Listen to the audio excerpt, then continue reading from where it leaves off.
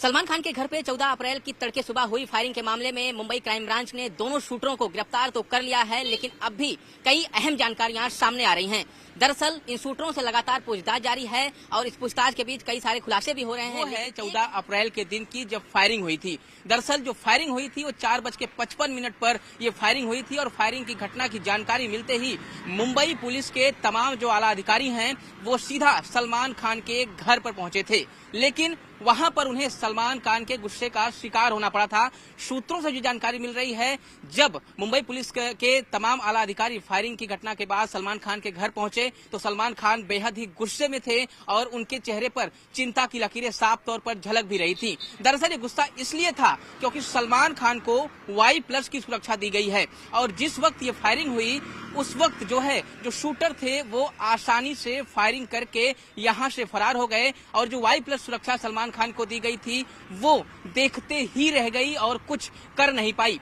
इसी बात को लेकर सलमान खान ने बाकायदा मुंबई पुलिस के वरिष्ठ अधिकारियों को काफी सुनाया, काफी गुस्सा किया और उन्होंने साफ तौर पर इन अधिकारियों से कहा कि अगर इसी तरह से शूटर फायरिंग करके साफ बचकर निकल जा रहे हैं, फरार हो जा रहे हैं, तो ऐसे में Y+ की सुरक्षा का क्या मतलब है। जाहिर तौर पर सलमान खान का गुस्सा होना जायज भी था क्योंकि Y+ की सुरक्षा का सीधा सीधा मतलब है कि बेहद ही टाइट सिक्योरिटी। लेकिन रविवार का जो दिन था, 14 अप्रैल का दिन था, जिस वक्त शूटरों ने यहाँ पर 5 राउंड फायरिंग किया, उस फायरिंग के दौरान यहाँ पर मुंबई पुलिस की जो गाड़ी होती है आमतौर पर इस गेट के बाहर सलमान खान के घर के बाहर खड़ी रहती है, वो उस दिन वहां मौजूद नहीं थी और जो जानकारी निकल के सामने आई थी उसके मुताबिक इस गाड़ी को दूसरी जगह बंदोबस्त के लिए भेज दिया गया था।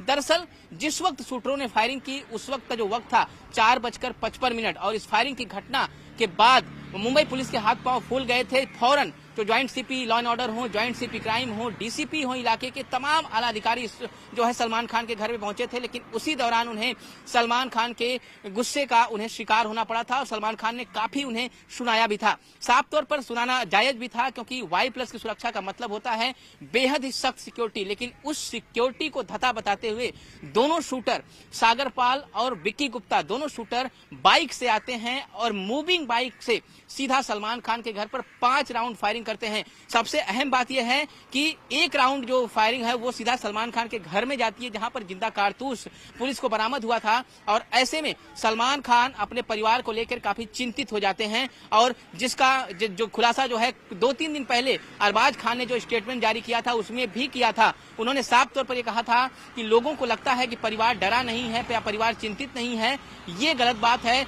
इस फायरिंग के बाद जो है सलमान खान का जो परिवार है, उनका जो परिवार है वो जो है कहीं ना कहीं पूरी तरह से चिंतित है। उनकी सुरक्षा को लेकर सलमान खान जो है चिंतित है क्योंकि जिस तरह की फायरिंग की घटना हुई इसके पहले भी लॉरेंस बिश्नोई गैंग लगातार सलमान खान को धमकियां देता रहा है।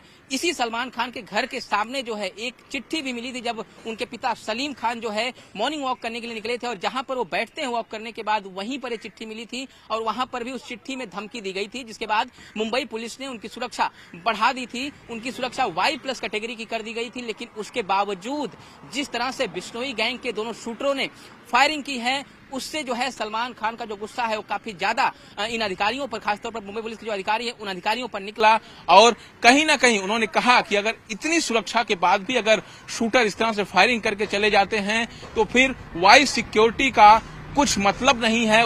कि जिन दरिंदों ने, जिन लोगों ने भी उनके ऊपर इस तरह का हमला किया है, सरकार ने उनको अरेस्ट किया, मगर उनको फास्ट ट्रैक कोर्ट में केस चला के सख्त कार्रवाई की जाए। मरहूम बाबा ने अगर एक लेटर लिखा था कि मुझे थ्रेट था तो उस पर उसको सिक्योरिटी क्यों नहीं मिली?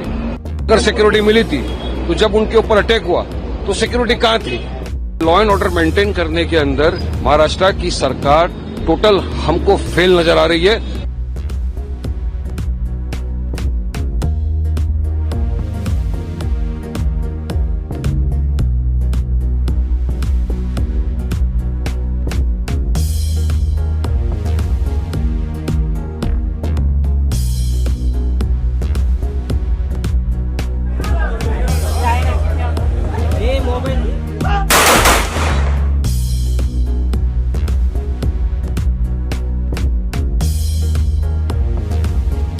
सुभान तआला से दुआ है कि मरहूम बाबा सिद्दीकी की मगफिरत फरमाए, मरहूम को जन्नतुल फिरदौस में दाखिला आला सला मकाम दर्जा बुलंद फरमाए और मरहूम के घर वालों को सब्र अजीम अता फरमाए। अब गुना था, देखिए हो गया, मट्टी देकर हम अभी आ रहे हैं। लेकिन हम तो यही चाहेंगे कि जिन दरिंदों ने, जिन लोगों ने भी उनके ऊपर इस तरह का हमला किया है, सरकार ने उनको अरेस्ट किया, मगर उनको फास्ट ट्रैक कोर्ट में केस चला के सख्त कार्रवाई की जाए और इन्वेस्टिगेशन किया जाए कि अगर इस शख्स ने, मरहूम बाबा ने अगर एक लेटर लिखा था कि मुझे थ्रेट था, तो उस पर उसको सिक्योरिटी क्यों नहीं मिली? और अगर सिक्योरिटी मिली थी तो जब उनके ऊपर अटैक हुआ तो सिक्योरिटी कहाँ थी? क्या कर रहे थे लोग हमको सवाल कर रहे कि वारिस भाई आप ये सवाल करिए मीडिया के अंदर, पुलिस वालों से सबसे सवाल करिए कि क्यों इस तरह की हादसा हुआ। बांद्रा जैसे जगह पे मुंबई, जो देश की एक आर्थिक राजनीति बोला जाता है, मुंबई फाइनेंशियल कैपिटल हब है पूरे, वहां पे इस तरह की बांद्रा में घटना हो रही है। पहले सलमान खान पे, फिर बाबा सिद्दीकी के ऊपर वहां पर हो गया। अब वो देखिए जो भी गैंग है, जो भी है, कैसा कर सकते। अब एक कोई इंसान जेल में है तो सरकार क्या कर रही है? जेल से कर रहा है तो प्रॉपर फेलियर है इन लोग का। तो हम तो यही बोल रहे हैं कि लॉ एंड ऑर्डर मेंटेन करने के अंदर महाराष्ट्र की सरकार टोटल हमको फेल नजर आ रही है। वरना आज अगर उनका खुद का, उनकी पार्टी का, सत्ता रूलिंग पार्टी का जो नेता है वो सेफ नहीं है, तो सोचो ऑपोजिशन का क्या होगा। सोचो एक आम आदमी की सेफ्टी क्या है राज्य के अंदर। तो हम चाहेंगे कि सरकार गंभीरता से इस विषय पे जांच करे और सीरियसली जो भी है पूरी कॉन्स्पिरेसी अनर्थ करे और पब्लिक के सामने लेकर आए।